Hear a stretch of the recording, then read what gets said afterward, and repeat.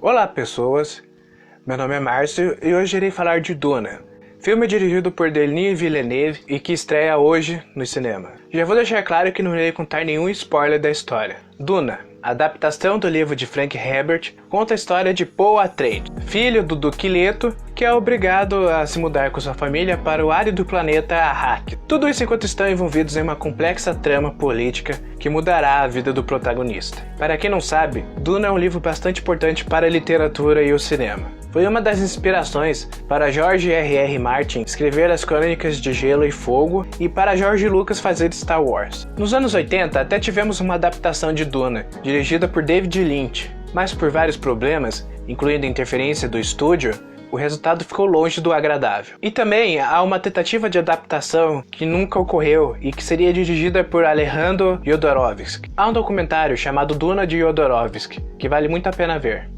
Então, finalmente vemos esse livro ser levado aos cinemas de maneira tão fiel e competente, é tão importante quanto O Senhor dos Anéis foi no início dos anos 2000. Quero já começar elogiando o trabalho de adaptação, que deve ter sido um verdadeiro inferno para os roteiristas. Há vários e vários elementos de Duna que eu achei que seria um grande desafio para serem levados ao cinema, mas eles conseguiram lidar bem com isso. Quero dar uns exemplos. A voz, que é um elemento tão importante no livro, nós temos no filme, e eu gostei bastante como foi mostrado. O mesmo se aplica ao personagem do Thufir Hawat. Ele é um Mentat. São pessoas descritas no livro como computadores humanos. Não vou dizer como mostram isso, mas acho que ficou bem feito. Os escudos também dão certa personalidade aos combates, com seu ar tremido ao redor dos personagens e tons de azul e vermelho. O diretor, e também um dos roteiristas, é Denis Villeneuve, que tem em seu currículo grandes filmes, como A Chegada, estrelado por Amy Adams, e um dos meus filmes favoritos de todos os tempos, Blade Runner 2049. Ele é um diretor que vem tomando bastante espaço em Hollywood nos últimos anos. E junto de Christopher Nolan, faz filmes feitos para o cinema. Sério, ver suas obras no cinema é uma experiência completamente diferente de ver em casa. Duna não foge desse padrão. A grandiosidade de certas cenas é de cair o queixo. A fotografia desse filme tá de parabéns. O clima épico que a fotografia nos traz me deixou hipnotizado. A dimensão que eles dão à chegada da família Atreides em Arrakis é um dos meus momentos favoritos do filme. Ficou perfeito. Não quero dar spoilers, mas há uma cena envolvendo grandes explosões, várias naves, e assim, caramba, Denis Villeneuve, você sabe mesmo dirigir essas cenas. E essa é apenas uma das cenas que faz desse um filme perfeito para ver no cinema. Claro que isso tudo não seria nada se os efeitos especiais fossem ruins, mas estamos falando de um filme de Denis Villeneuve. Assim como em Blade Runner 2049, a qualidade dos efeitos visuais nesse filme está simplesmente perfeita. As naves voando, aquelas máquinas gigantescas colhendo a especiaria no deserto, e até os vermes gigantes parecem bem reais. Já que comentei das naves, acho bom destacá-las. O design de produção das naves é algo único. As que são usadas em Arrakis, chamadas de ornitópteros, lembram bastante uma libélula. Já o design das naves interplanetárias me lembrou bastante das naves do filme A Chegada. Espero que eu não seja o único a pensar isso. Os figurinos também devem ser destacados. Os trajes estiladores estão de parabéns. São exatamente como eu imaginava quando lia o livro. Temos também algumas armaduras que vemos vez ou outra. Cada nova que vai aparecendo é um deleite. Já vou ficar esperando os cosplays que farão desse filme. A trilha sonora é sutil, mas precisa. Ela traz uma pegada parecida com as músicas do Oriente Médio, que combina perfeitamente com essa trama. As cenas de ação também são muito bem feitas. As lutas estão bem coreografadas, embora uma ou outra cena de luta a gente não veja muito bem o que está acontecendo. Já em relação a grandes batalhas, temos um prato cheio. Todo o quesito técnico de Duna é impecável, e sem dúvida alguma vai concorrer ao Oscar, com grandes chances na categorias de design de produção e efeitos visuais. A escolha do elenco também foi bem acertada.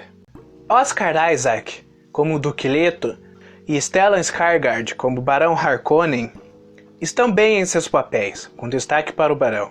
Mas ambos sofrem de algo que irei falar um pouquinho mais à frente. Stephen McKillen Henderson como Thufir Hawat e Josh Brolin como Gurney Halleck combinam bem com seus papéis no filme.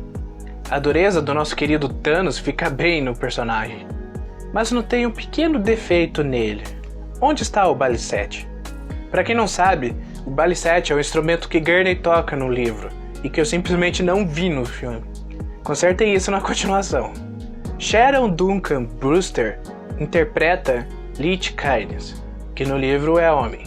É uma personagem que eu gostei demais e fiquei meio puto de não ver mais tempo dela no filme. Jason Momoa, como Duncan Idaho, nos entrega novamente o seu carisma bruto, que tanto vimos em Aquaman e Game of Thrones. Rebecca Ferguson, como Lady Jessica, consegue passar bem a sensação de uma mãe preocupada com a realeza, o destino de seu marido e o destino de seu filho. Porém, senti uma diferença no jeito que ela demonstra as suas emoções. No livro, ela guarda muita coisa para si, enquanto no filme ela demonstra bem mais.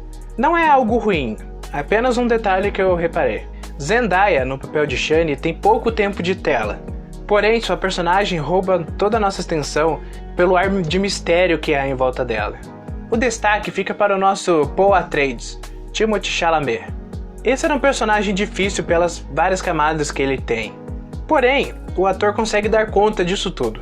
Todo aquele ar adolescente do personagem, misturado com a preocupação com a sua família e seu próprio destino que ele vê em visões.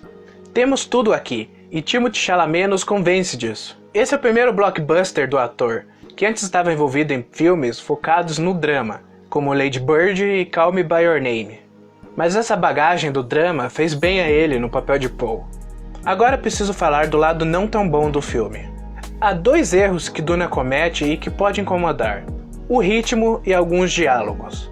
Apesar de ter mais ou menos 2 horas e 20, 2 horas e meia de duração, eu senti que se tivesse mais 15 ou 20 minutos, o filme ficaria bem mais fluido.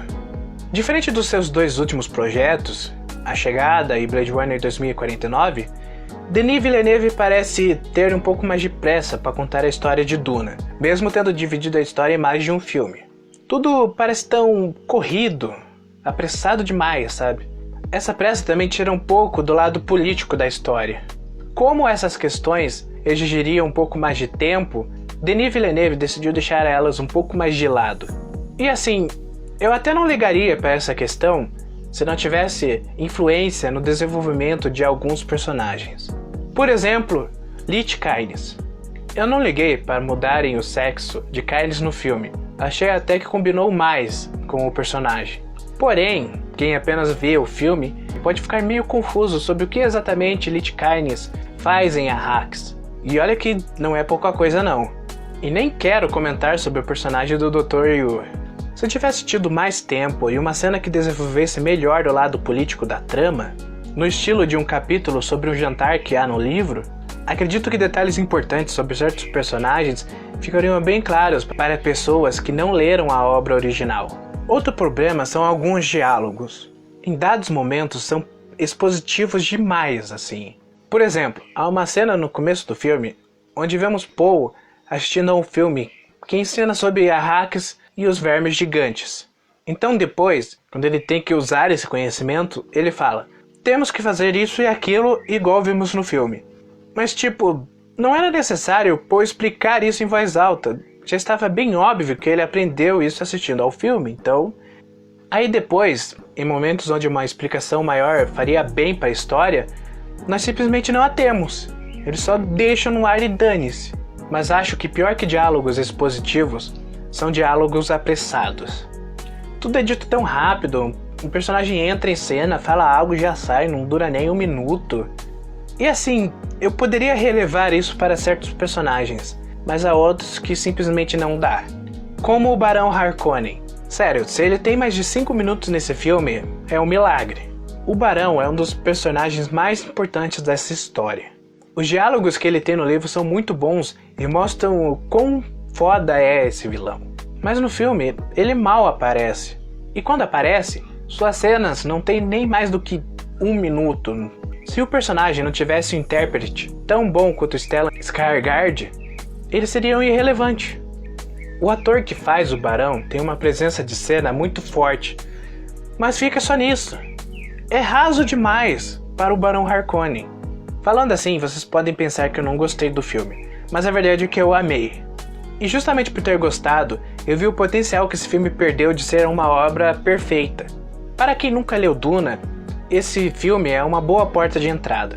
Já para os fãs do livro, acredito que esse filme vai agradá-los demais e os deixar bastante empolgados com a continuação. Vale lembrar que esse filme adapta apenas parte do livro. Para quem não sabe, Duna é dividido em 3 partes, e esse filme adapta a primeira e boa parte da segunda. Mas digo uma coisa, o diretor deixou o melhor para o próximo filme. Se eles não cometerem os mesmos erros que esse primeiro filme cometeu, e juntarem com tudo de bom que ainda vai acontecer, nós podemos ter um segundo filme simplesmente maravilhoso. Duna, de Denis Villeneuve, tem um elenco de cair o queixo, uma fotografia linda, efeitos especiais excelentes e um design de produção impecável, mas peca nos diálogos e no ritmo da história. Ainda assim, é um filme que faz jus à obra de Frank Herbert e nos empolga com a perspectiva de um segundo filme que pode ser inesquecível. Bom, pessoas, por hoje é isso. Vou deixar aqui embaixo o link da Amazon para quem tem interesse em comprar Duna antes de ver o filme ou até mesmo depois. E compra pelo meu link, que vai estar me ajudando demais e eu vou ficar bastante agradecido. Em breve eu pretendo trazer a análise de Duna da década de 80 que eu comentei no início do vídeo. Então deixa o like ou dislike, mas comenta porque não curtiu. Compartilha para alguém que possa gostar e até.